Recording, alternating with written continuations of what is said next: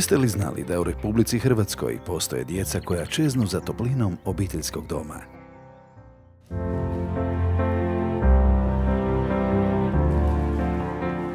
Isto tako postoji tisuće ljudskih srca koja traže smisao svog života.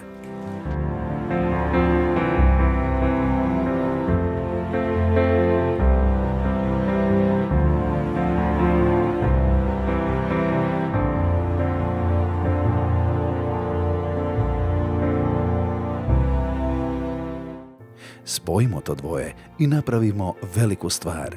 Pružimo ljubav, pružimo dom djeci koje je to potrebno.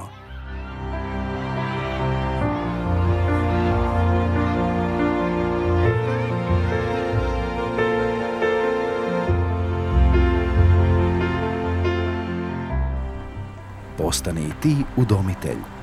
Pridruži se kampanji Pruži ljubav koju provodi Centar za edukaciju i savjetovanje Sunce s ciljem povećanja udomiteljskih obitelji. Otvorite svoje srce za barem jedno dijete koje ne može živjeti u svojoj obitelji.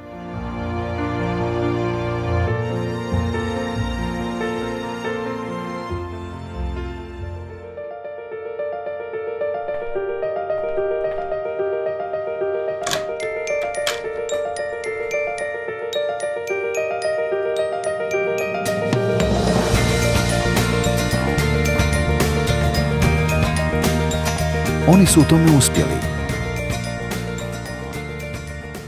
Centar za edukaciju i savjetovanje Sunce.